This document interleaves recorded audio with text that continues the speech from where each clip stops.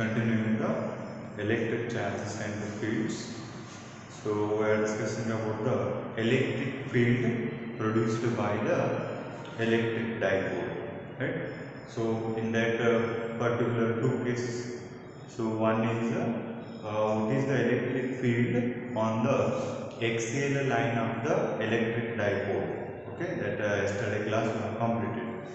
So we are going to see the next one, that is electric field on the equatorial line of a dipole. Okay, so first you have to know what is the equatorial line. So you see here, this is the an electric dipole that I drawn in a magnified form. So this negative charge and a positive charge. If the positive negative equal and opposite charges, they are separated by some distance, so that system we will going to call as an electric dipole, as you know this. So here equatorial line in the sense this is the axis of the dipole, and if you extend this line we will call as a axial line, we will call axial line, which is along the axis of the electric dipole that we have seen in a earlier case. Now equatorial line in the sense the line which divides the electric dipole into two equal parts, or else we can call it is the midpoint of an electric dipole. From the midpoint of an electric dipole, if you draw a line, that line we will call as a equatorial line. So here what you are observing, this line we will call as a equatorial line, dotted line. Okay. This is equatorial line which cuts the electric dipole into two equal parts. Okay, and this is the axial line that passes through the axis of the electric dipole. This case already you have learned. Now we are going to see this. Here, the main motto of this derivation is to find out what is the magnitude of the electric field at the point P, and that point P lies on the axial line, equatorial line of the electric dipole. ಇಲ್ಲಿ ಏನು ಮಾಡಕತ್ತೇವೆ ಅಂತಂದ್ರೆ ರೀ, ನಾವು ಎಕ್ಸಿಎಲ್ line ಅಂದ್ರೆ ಏನ್ರಿ, ಈಗ ನೋಡಿ ಇದು ಎಲೆಕ್ಟ್ರಿಕ್ ಡೈಪೋಲ್ ಅದ ಅಂತಂದ್ರೆ ಎಲೆಕ್ಟ್ರಿಕ್ ಡೈಪೋಲ್ ಅನ್ನ ಈಗ ನೀವು ಎಕ್ಸ್ಟೆಂಡ್ ಮಾಡ್ಕೊಂಡು ಬಂದ್ರಿ, ಅದೇ ರೀತಿ ಅದನ್ನ ನೀವು ಎಂತ ತಗೋತೀರಿ, ಇದನ್ನ ಎಕ್ಸಿಎಲ್ ಲೈನ್ ಅಂತ ತಗೋತೀರಿ. ಯಾಕಂದ್ರೆ ಎಕ್ಸಿಸ್ ಆಫ್ ದ ಡೈಪೋಲ್ ಅನ್ನು ನೀವು ಎಕ್ಸ್ಟೆಂಡ್ ಮಾಡಿರ್ತೀರಿ. ಓಕೆ, ಇಕ್ವಟೋರಿಯಲ್ ಲೈನ್ ಅಂತಂದ್ರೆ ಏನು, ಇಲ್ಲಿ ನೋಡಿ ಇದೊಂದು ಎಲೆಕ್ಟ್ರಿಕ್ ಡೈಪೋಲ್ ಅದ, ಅದು ನಾನು ಮ್ಯಾಗ್ನಿಫೈಡ್ ಫಾರ್ಮ್ ಅಂದ್ರೆ ಅದನ್ನ ಲಾರ್ಜ್ ಮಾಡಿ ಬರ್ತೀನಿ ನಾನು. ಸೊ ಈ ಇಕ್ವಟೋರಿಯಲ್ ಲೈನ್ ಅಂತಂದ್ರೆ ಏನಪ್ಪಾ ಅಂತಂದ್ರೆ ಯಾವ ಒಂದು ಲೈನ್ ಈ ಎಲೆಕ್ಟ್ರಿಕ್ ಡೈಪೋಲ್ ಮಿಡಲ್ ಪಾಸ್ ಆಗ್ತದೆ, ಎಕ್ಸಿಸ್ಗೆ ಪರ್ಪೆಂಡಿಕ್ಯುಲರ್ ಆಗಿ ಪಾಸ್ ಆಗ್ತದೆ, ಆಮೇಲೆ exactly mid of the dipole ಅದು ನಮ್ಗೆ ಏನಾಗ್ತದಪ್ಪ ಅಂದ್ರೆ ಕಂಡು ಬರ್ತದೆ. ಸೊ ಯಾವ ಲೈನ್ ಎಲೆಕ್ಟ್ರಿಕ್ ಡೈಪೋಲ್ ಅನ್ನು ಈಕ್ವಲ್ ಆಗಿ ಕಟ್ ಮಾಡ್ತದೆ, ಇಲ್ಲಿ ನೋಡಿ ಇದೊಂದು ಪಾರ್ಟ್ ಆಗ್ತದೆ, ಇದೊಂದು ಪಾರ್ಟ್ ಆಗ್ತದೆ. ಸೊ ಈಕ್ವಲ್ ಆಗಿ ಕಟ್ ಮಾಡ್ತಕ್ಕಂಥ ಮಿಡಲ್ ಪಾಯಿಂಟ್, ಅದರಿಂದ ನಾವು ಎಕ್ಸಿಸ್ ಅನ್ನು ಡ್ರಾ ಮಾಡೋದು ಅಂತಂದ್ರೆ ಅದಕ್ಕೆ ನಾವೇನು ಕರಿತೀವಪ್ಪ ಅಂತಂದ್ರೆ ಇಕ್ವಟೋರಿಯಲ್ ಲೈನ್ ಅಂತ ಹೇಳ್ಬಿಟ್ಟು ಕರಿತೀವಿ. ಹೌದಾ, ಈಗ ಈ ಇಕ್ವಟೋರಿಯಲ್ ಲೈನ್ ಮೇಲೆ ಏನ್ ಮಾಡಿದೇವಪ್ಪ ಅಂತಂದ್ರೆ ಒಂದು ಪಾಯಿಂಟ್ ಅನ್ನ ಕನ್ಸಿಡರೇಷನ್ ಮಾಡಿದ್ವಿ ನಾವು. ಯಾವ ಪಾಯಿಂಟ್ ರೀ, ಪಿ ಪಾಯಿಂಟ್ ಅನ್ನ ಕನ್ಸಿಡರೇಷನ್ ಮಾಡಿದ್ವಿ. ಸೊ ನಾವಿಲ್ಲಿ ಏನ್ ಕಂಡುಹಿಡಿಬೇಕಾಗ್ಯದಪ್ಪ ಅಂತಂದ್ರ ಈ ಒಂದು ಎಲೆಕ್ಟ್ರಿಕ್ ಡೈಪೋಲ್ ನಿಂದ ಈ ಪಿ ಪಾಯಿಂಟ್ ಅಲ್ಲಿ ಎಷ್ಟು ಎಲೆಕ್ಟ್ರಿಕ್ ಫೀಲ್ಡ್ ಅದ ಅಂತಕ್ಕಂಥದ್ದನ್ನ ನಾವು ಫೈಂಡ್ ಔಟ್ ಮಾಡಬೇಕು. ಇದು ನಮ್ಮ main derivation thing. Last time derivation ನಾಗ ಏನ್ ಮಾಡಿದ್ರಿ, ಎಕ್ಸಿಎಲ್ ಲೈನ್ ಮೇಲೆ ಇಲ್ಲೊಂದು ಪಿ ಪಾಯಿಂಟ್ ತಗೊಂಡಿದ್ರಿ, ಆ ಪಿ ಪಾಯಿಂಟ್ ಒಳಗೆ ಎಷ್ಟು ಎಲೆಕ್ಟ್ರಿಕ್ ಫೀಲ್ಡ್ ಅನ್ನೋದನ್ನ ಕಂಡುಹಿಡಿದ್ರಿ. ಇನ್ ಸೇಮ್ ವೇ ಇಲ್ಲಿ ಇಕ್ವಟೋರಿಯಲ್ ಲೈನ್ ಮೇಲೆ ಕಂಡುಹಿಡಿದ್ರು. ಆಮೇಲೆ ಇಲ್ಲಿ ಬರ್ತಕ್ಕಂಥ ಕನ್ಸ್ಟ್ರಕ್ಷನ್ ಪಾರ್ಟ್ ಡಯಾಗ್ರಾಮ್ ಅಲ್ಲಿ ಏನೇನಂತ ಸ್ವಲ್ಪ ನೋಟಿಸ್ ಮಾಡ್ಕೊಡಿ. ಇಲ್ಲಿ ನೋಡ್ರಿ, ಇಲ್ಲಿ ನಾವು ಒಂದು consider electric dipole, and the length of the dipole as usual we have taken as 2a, and if you segregate that, here this part is a, this part is a, collectively it is 2a. Okay, we have considered the point P here. Okay, and here P point is at x distance from the center of the electric dipole. Okay, at a x distance. So once you consider here means here there will be a two electric field will be present. One electric field will be generated by the minus q charge, another field will be generated by the plus q charge. Okay, so the you imagine that at the point P you have kept a unit positive charge. ಏನಂತ ತಿಳ್ಕೊಳ್ಳಿ, ಈ P point ಅಲ್ಲಿ ಒಂದು unit positive charge ಅನ್ನು ಇಟ್ಟಿದೆ ಅಂತ ತಿಳ್ಕೊಳ್ಳಿ. ಇಲ್ಲಿ ಎರಡು ಎಲೆಕ್ಟ್ರಿಕ್ ಫೀಲ್ಡ್ ಪ್ರೊಡ್ಯೂಸ್ ಆಗ್ತವೆ. ಒಂದು ಎದರಿಂದ ಪ್ರೊಡ್ಯೂಸ್ ಆಗ್ತದೆ ರೀ, ನೆಗೆಟಿವ್ ಚಾರ್ಜ್ ನಿಂದ ಪ್ರೊಡ್ಯೂಸ್ ಆಗ್ತದೆ. ಇನ್ನೊಂದು ಎದರಿಂದ ಪ್ರೊಡ್ಯೂಸ್ ಆಗ್ತದೆ ರೀ, ಪಾಸಿಟಿವ್ ಚಾರ್ಜ್ ನಿಂದ ಪ್ರೊಡ್ಯೂಸ್ ಆಗಿರ್ತದೆ. ಓಕೆ, ಸೊ ನೆಗೆಟಿವ್ ಚಾರ್ಜ್ ನಿಂದ ಪ್ರೊಡ್ಯೂಸ್ ಆದಂತ ಎಲೆಕ್ಟ್ರಿಕ್ ಫೀಲ್ಡ್, ಓಕೆ, ಸೊ ಅದು ಅಲಾಂಗ್ ಯಾಕಂದ್ರೆ ಈ ಯೂನಿಟ್ ಪಾಸಿಟಿವ್ ಚಾರ್ಜ್ ಅಂತಂದ್ರೆ ಇದು ನೇಚರಲ್ ಚಾರ್ಜ್ ನೆಗೆಟಿವ್ ಅದ, ಇದು ನೇಚರಲ್ ಚಾರ್ಜ್ ನಾವು ಇಟ್ಟಿದ್ದು ಪಾಸಿಟಿವ್ ಅದ.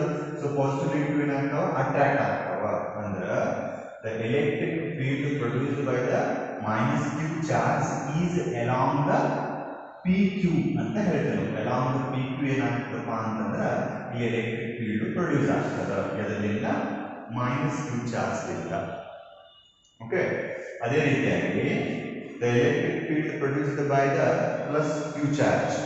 Okay, so we have kept here positive charge, unit positive charge, so this is positive and here this is also positive. Positive repulsion takes place, so this charge will pushes this, so as it pushes, so the electric field will be generated along the PR.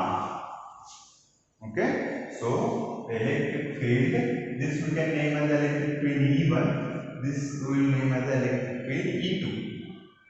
So this electric field, it is along the direction PR. So we have got two electric fields. One is by negative charge, another one is by positive charge. And if you combine both, then we will get a resultant electric field. The electric field is along the PS. This is the direction of the resultant electric field. Okay, here we have made a vector sum. Okay, ಇಲ್ಲಿ ಏನಾಗ್ತದೆ ರೀ, minus charge ಇಂದ electric field produce ಆಗ್ತದೆ, plus charge ಇಂದ electric field produce ಆಗ್ತದೆ. ಒಂದು P Q along ಆಗ್ತದೆ ಎದರಿಂದ ರೀ, ಮೈನಸ್ ಚಾರ್ಜ್ ಇಂದ. ಇನ್ನೊಂದು ಪಿ ಆರ್ ಆಗ್ತದೆ, ಅದು ಪಾಸಿಟಿವ್ ಇದೆ. ಎರಡು ಕಂಬೈನ್ ಮಾಡಿದ್ದು resultant electric field effect produce ಆಗ್ತದಪ್ಪ ಅಂತಂದ್ರೆ ಅಲಾಂಗ್ ದ ಪಿ ಎಸ್ ನಮ್ಮದು ಪ್ರೊಡ್ಯೂಸ್ ಆಗಿರ್ತದೆ. ಓಕೆ, ಸೊ ಅದನ್ನೇ ನಾವು ಯಾವ ರೀತಿ ಬರೀಬಹುದು ರೀ. ಆಮೇಲೆ ಇನ್ನೊಂದು ಥಿಂಗ್ಸ್ ಇಲ್ಲಿ ನೆನಪಿಟ್ಕೋಬೇಕಾಗಿದೆ ಏನಪ್ಪ ಅಂತಂದ್ರೆ E1 magnitude is by minus q along what direction? This is PQ direction. And another electric field E2 is by plus q charge along what is the direction? PR.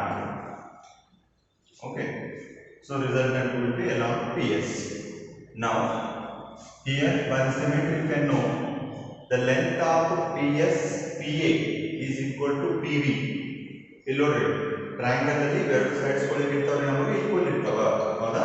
So PA equal to ಏನಿರ್ತದೆ ನಮಗೆ PV ಇರ್ತದೆ. PA is equal to PV. ಎರಡರದ್ದು length ಅಷ್ಟೇ ಇರೋದ್ರಿಂದ magnitude of electric field ಕೂಡ ನಮಗಲ್ಲಿ same ಬರ್ತದೆ. ಯಾವ್ದು electric field magnitude ರೀ? E1 ಮ್ಯಾಗ್ನಿಟ್ಯೂಡ್ E2 ಏನ್ ಬರ್ತದಪ್ಪ ಅಂದ್ರೆ ಈಕ್ವಲ್ ಬರ್ತದ. ಯಾಕಂದ್ರೆ ಈ ಚಾರ್ಜ್ ನಿಂದ ಈ ಪಾಯಿಂಟ್ ಇರ್ತಕ್ಕಂಥ ಡಿಸ್ಟೆನ್ಸ್ ಎಷ್ಟದ ಅಷ್ಟೇ ಡಿಸ್ಟೆನ್ಸ್ ಏನಂದ್ರೆ ನಮ್ಗೆ ಈ ಎ ಇಂದ ಪಿ ಗೆ ಎರಡು ಡಿಸ್ಟೆನ್ಸ್ ಅಷ್ಟೇ ಅದ. ಇದು ನೆಗೆಟಿವ್ ಚಾರ್ಜ್ ಇರಬಹುದು, ಇದು ಪಾಸಿಟಿವ್ ಚಾರ್ಜ್ ಇರಬಹುದು, ಆದ್ರೆ magnitude of electric field P ದಲ್ಲಿ ಎರಡು ಕೂಡ ಸೇಮ್ ಪ್ರೊಡ್ಯೂಸ್ ಮಾಡ್ತೀವಿ. ಅದಕ್ಕೆ ನಾವು ಈಕ್ವಲ್ ಅಂಡ್ ಅಪೋಸಿಟ್ ಚಾರ್ಜಸ್ ಅಂತ ಹೇಳ್ತೀವಿ ಎಲ್ಲಿ ಎಲೆಕ್ಟ್ರಿಕ್ ಡೈಪೋಲ್ ಅಂತ ಹೇಳಿದ್ರೆ. ಸೊ ಇದನ್ನ ಯಾವ ಎಕ್ಸ್ಪ್ರೆಸ್ ಮಾಡ್ತೀವಿ ಅಂತ electric field 1 divided by 4 pi epsilon naught q divided by ಈಗ ಫಾರ್ ಎಕ್ಸಾಂಪಲ್ ಇಲ್ಲಿ ಒಂದು ಡಿಸ್ಟೆನ್ಸ್ ತಗೊಳ್ಳಿ PB ಅಂತ ತಗೊಳ್ಳಿ. ನೀವು ಇದನ್ನ ಪಿ ಪಿ ಅಲ್ಲಿ ಎಕ್ಸ್ಪ್ರೆಸ್ ಮಾಡ್ಬೋದು ಅಥವಾ ಪಿ ಎ ಅಲ್ಲಿ ಕೂಡ ಅದನ್ನ ಎಕ್ಸ್ಪ್ರೆಸ್ ಮಾಡ್ಕೊಳ್ಬೋದು. ಹೌದಾ? ಇವಾಗ ಸ್ಕ್ವೇರ್ ಆಫ್ ದಿಸ್ ಸ್ವಲ್ಪ ಇಲ್ಲಿ ಲಕ್ಷ ವಹಿಸ್ರಿ. ಇಲ್ಲಿ ನಮಗ ಪಿ ಬಿ ಡಿಸ್ಟೆನ್ಸ್ ಬೇಕ್ರಿ. ಪಿ ಬಿ ಡಿಸ್ಟೆನ್ಸ್, ಈ ಪಿ ಬಿ ಡಿಸ್ಟೆನ್ಸ್ ಅನ್ನ ಯಾವ ರೀತಿ ಕ್ಯಾಲ್ಕುಲೇಟ್ ಮಾಡ್ಕೋಬಹುದು? ಸ್ವಲ್ಪ ಲಕ್ಷ ವಹಿಸ್ರಿ. ಇಲ್ಲಿ ಇದೊಂದು ಪಾಯಿಂಟ್ ಓ ಅಂತ ಕೊಟ್ಟಿರ್ಬೇಕಾಗಿ ನೋಡ್ರಿ. ಪಿ ಒ ಬಿ ಅಂತಕ್ಕಂಥದ್ದು ಏನ್ರಿ? ಒಂದು right angle triangle. Right angle triangle ಅಲ್ಲಿ ಎರಡು ಸೈಡ್ ಗೊತ್ತಾವ ನಮ್ಗೆ. ಬೈ ಪೈಥಾಗೋರಸ್ ಥಿಯರಮ್ ನಾವು ಈ ಸೈಡ್ ಅನ್ನ ಕಂಡುಹಿಡಿಯಬಹುದು. ಸೊ ಹೆಂಗ್ ಕಂಡುಹಿಡಿತೀರಿ? That is under the root of X square plus A square ಅಂತ ತಗೋತೀವಿ. ಪೈಥಾಗೋರಸ್ ಥಿಯರಮ್ ಗೊತ್ತದ. Square of this is equal to this one. Square of this ಆ ಸ್ಕ್ವೇರ್ ಅನ್ನು ಇಲ್ಲಿ ನಾವು ರೂಟ್ ಹಾಕಿ ತಗೊಂಡಿದ್ದೀವಿ.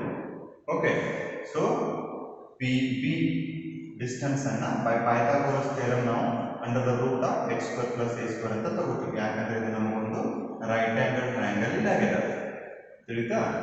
ಓಕೆ, ಸೊ ಇದನ್ನ ಯಾವ ರೀತಿ ಬರೀತೀವಿ ನೋಡ್ರಿ. 1 divided by 4 pi epsilon naught q divided by under the root of x square plus a square brackets. ಹೌದ್ರಿ? ಆಸ್ ಯೂಶುವಲ್ ಅದರ ಲೆಂತ್ ಅನ್ನ ಬರೆದು ಸ್ಕ್ವೇರ್ ಮಾಡಬೇಕು. ಸ್ಕ್ವೇರ್ ಮಾಡಿದ್ವಿ. ಇಲ್ಲೇ ಸ್ವಲ್ಪ ನೋಡ್ರಿ, ಇಲ್ಲಿ ಸ್ಕ್ವೇರ್ ರೂಟ್ ಏನಾಗ್ತಾವ್ರಿ? ಕ್ಯಾನ್ಸಲ್ ಆಗ್ತಾವ. ಸೊ ನಿಮ್ಗೆ ಏನ್ ಬರ್ತದ್ರಿ? ಈಗ 1 divided by 4 pi epsilon naught q divided by x square plus a square ಮಾತ್ರ ಉಳಿತದ. ಸ್ಕ್ವೇರ್ ರೂಟ್ ಏನಾಗ್ತವೆ ನಿಮ್ಗೆ? ಕ್ಯಾನ್ಸಲ್ ಆಗಿರ್ತಾವ. ಹೌದಾ? ಇದು ನಮಗೆ ಏನೈತಿ? ಎಲೆಕ್ಟ್ರಿಕ್ ಫೀಲ್ಡ್ ಐತಿ. ಈಗ ನಾವೇನ್ ತಗೋತೀವಪ್ಪ ಅಂದ್ರೆ the resultant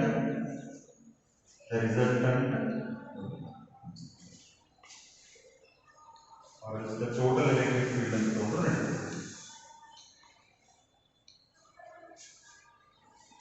the total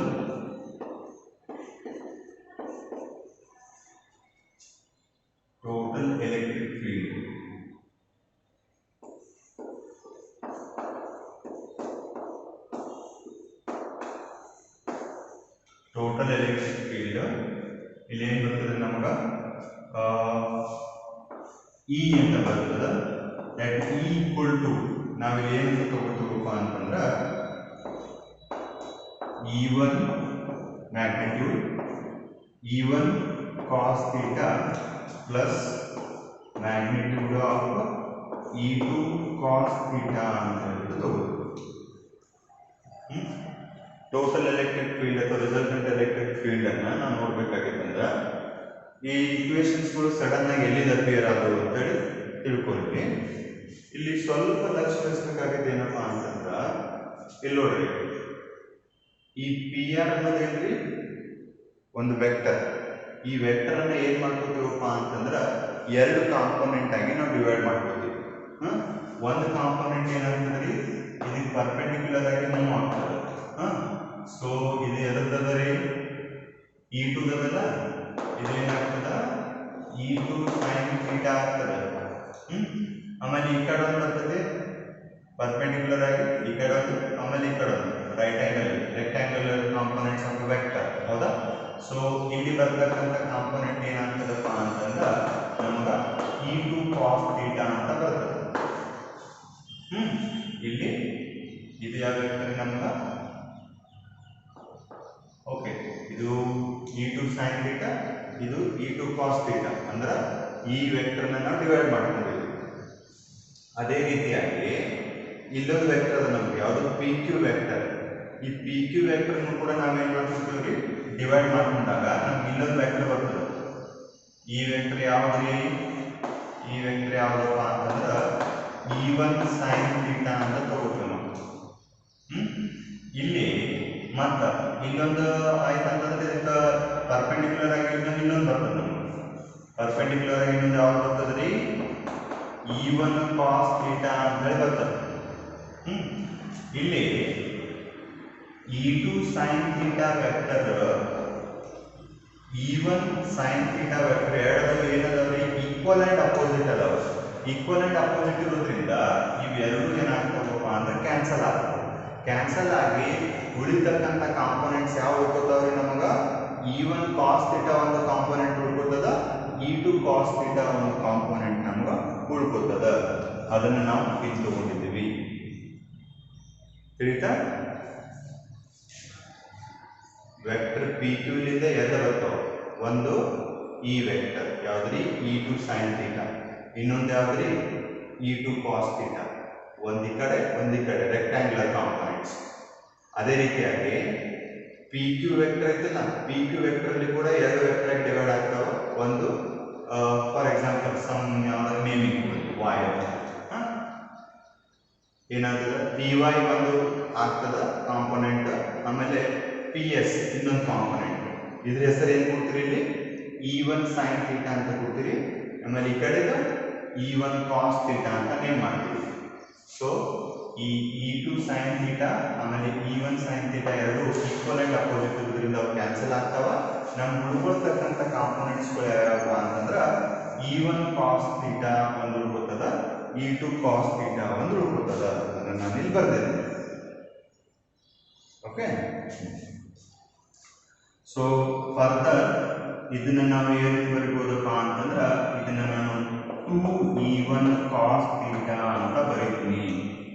ಯಾಕಂದ್ರ ಈ ಕಂಡೀಷನ್ ಅನ್ನ ನೋಡಿ, E1 ಈಕ್ವಲ್ ಟು E2 ಅದ. ಅದರ ಅರ್ಥ ಎಲ್ಲಿ E2 ಅದಲ್ಲ ಅಲ್ಲಿ ನಾವೇನು ಬರಿಬೋದ್ರಿ E1 ಅನ್ನ ಬರಿಬಹುದು. ಸೊ ಎರಡು ಕಡೆ E1 ಆದಾಗ E1 cos theta plus E1 cos theta ಅದನ್ನ ನಾವು ಹೆಂಗ್ ಬರಿತೀವಿ 2E1 ಕಾಸ್ ಥೀಟಾ ಅಂತ ಬರಿತೀವಿ. ಹೌದಾ? ಇದಿಷ್ಟು ನಮ್ಗೆ ಇಲ್ಲಿ ಬೇಕಾದ್ರೆ ರೀಸನ್ ಬರ್ಕೋಬಹುದು. ಏನಿರ್ತದ್ರಿ E1 ಗೆ E2 ಏನಿರ್ತದಪ್ಪ ಅಂದ್ರೆ ಈಕ್ವಲ್ ಇರ್ತದ ಮ್ಯಾಗ್ನಿಟ್ಯೂಡ್ಸ್. ಓಕೆ, ಇದಿಷ್ಟು ಬಂತು. ಸೊ ಇವಾಗ ನಾವು purple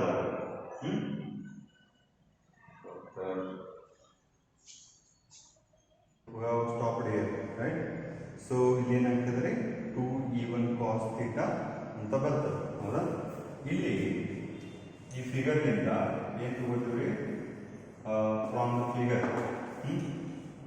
figure define the cos theta. Cos ಥೀಟಾನ ಡಿಫೈನ್ ಮಾಡ್ಕೋಬೇಕು. ಯಾವುದು ಟ್ರಯಾಂಗಲ್ ಅಂತಂದ್ರೆ POB ಇಂದ ಅದನ್ನ ಡಿಫೈನ್ ಮಾಡ್ಕೋಬೇಕು.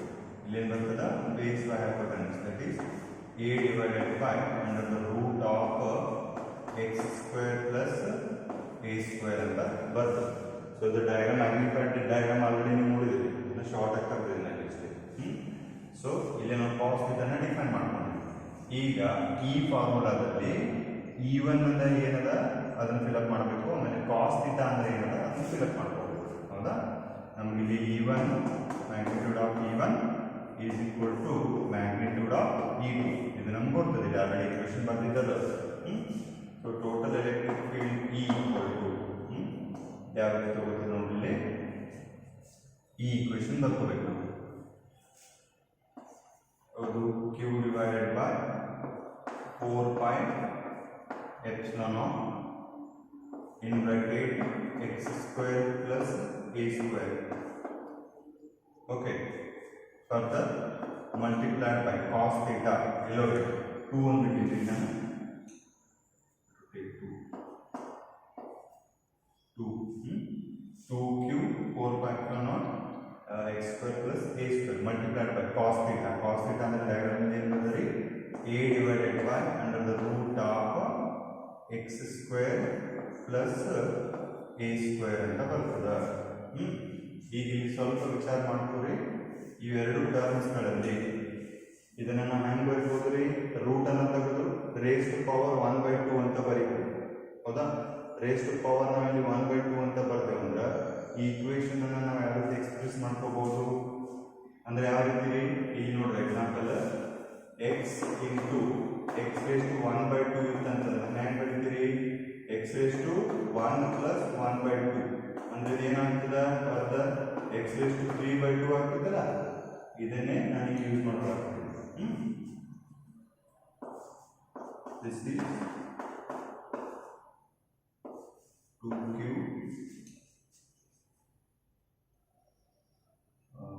or else ಇದನ್ನ ಸ್ವಲ್ಪ ಮಾಡಿಫಿಕೇಶನ್ ಮಾಡ್ಕೊಳ್ತೀವಿ ಯಾರು ಅಂತಂದ್ರೆ q into 2a q into 2a ಅಂತ ಬರ್ಬೋದು divided by 4 pi epsilon naught in the bracket x square plus a square raised to 3 by 2. Okay, ಆಮೇಲೆ ಇಲ್ಲಿ ನೀವು ಸ್ವಲ್ಪ ನೆಟ್ ಮಾಡ್ಕೋಬಹುದು. q into 2a ಅಂತಂದ್ರೆ ಏನ್ರಿ? q into 2a nothing but p. So final equation ನಮಗೆ ಏನು ಬರ್ತದಪ್ಪ ಅಂದ್ರೆ e equal to p divided by 4 pi epsilon naught in bracket x square plus a square raised to 3 by 2 ಅಂತ ಹೇಳಿ ಬರ್ತದ. ಇದು ಏನಪ್ಪಾ ಅಂತಂದ್ರೆ ನಮಗೆ ಫೈನಲ್ ಈಕ್ವೇಷನ್ ಆಗಿರ್ತದ.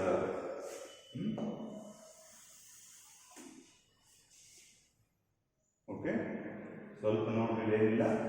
You consider the two charge by minus charge electric field E1 by plus charge electric field E2. The side PA is equal to PB. Therefore, the electric field produced by both the charges magnitude will be the same. That is 1 by 4 pi epsilon naught Q divided by PB square. Okay. Here PB in the sense by Pythagoras theorem you know how this. That is under the root of x square plus a square and square of it. Square and root that will get cancelled. So we will meet the E1, E2 magnitudes is equal to 1 by 4% Q in bracket x square plus a square. The total electric field. So total electric field is, we will take here as E1 cos theta plus E2 cos theta. Why? Because already I explained here. So we will split the vector PR into two components. One is along this, that is E1, E2 sin theta, another E1 sin theta. Both these will get cancelled and remaining will be the E1 cos theta and one more is E2 cos theta. They will get remain. So and E1 equal to E2. So here you can replace E2 by E1. Here is the relation. So that you will get the relation here is 2E1 cos theta. Okay.